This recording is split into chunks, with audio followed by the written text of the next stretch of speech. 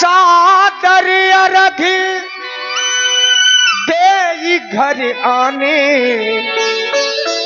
सो रहे भांति पूजे सन्माने।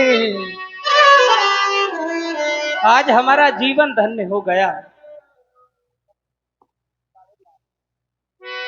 आज किस प्रकार मैं करूं आपका वंदन, क्योंकि सेवक के घर में स्वामी का आगमन मंगलों का मूल, अमंगलों का नाश करने वाला है।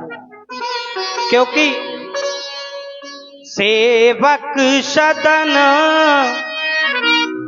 स्वामी आगमन,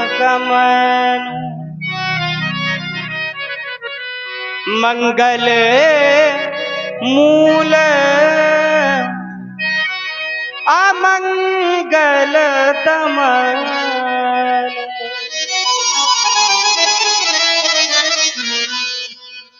यद्यपि उचित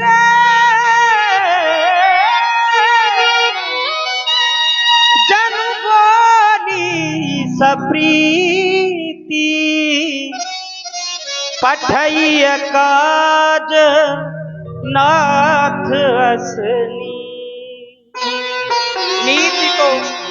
नीति तो यह कहती है, आप किसी सेवक के द्वारा याद कर लेते, हम स्वयं आपसे मिलने चले आते। भगवान प्रभु जी के चरणों का वंदन करूं मैं, चरणों की रज को मस्तक धरूं मैं, पैया परूं तुमरी विनती करूं मैं, पैया परूं तुमरी विनती करूं मैं। हो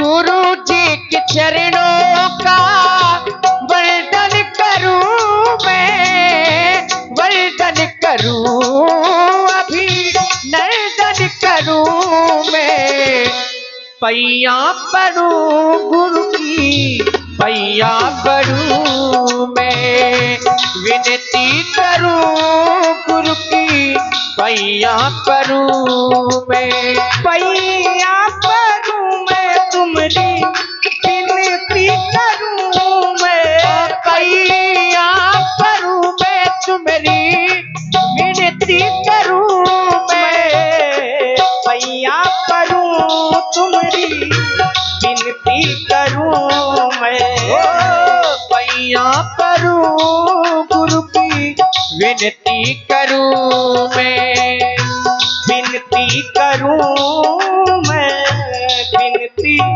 करूं मैं। आपका आगमन जिस हेतु को लेकर हुआ है, आप हमें आदेश दें, मैं वही करूं। क्यों नहीं, तुम्हारा महामंगल हो। ये केवल तुम्हारी ही वाणी हो सकती है। राम कसना तुम कहु अस हंस वंश अवतंस। तुमने कहा कि यदि कोई आवश्यक कार्य था तो ये नीत कहती है, तदप उचित जन बोल सप्रीति, पठइये काज नाथ हो यश नीति। ये नीति है। आप हमें किसी सेवक के द्वारा बुला लेते, हम स्वयं गुरु सदन आ जाते, लेकिन आपने ही कृपा करके हमारे इस भवन को धन्य कर दिया। धर्मात्मा राम, आने का केवल एक ही कारण है, तुम्हारे पिता श्री महाराज दशरथ जी तुमको अयोध्या का युवराज पद देना चाहते हैं। भूप सजेऊ अभिषेक समाजू, चाहत देन तुम्हें युवराजू। तो हम चाहते हैं और राम करहु सब संयम आजू। तुम्हें वो सारे नियम और संयम करने हैं जिससे कि जय विद कुशल निभाए काजू, जिससे कि विधाता निर्विघ्नता पूर्वक इस कार्य को संपन्न कर दे। बस इसीलिए आना हुआ है। हमारा प्रणाम स्वीकार करें, आपका आदेश सिरोधार है। तुम्हारा महामंगल हो। अब मैं तुम्हारे पिताश्री के पास चल रहा हूं।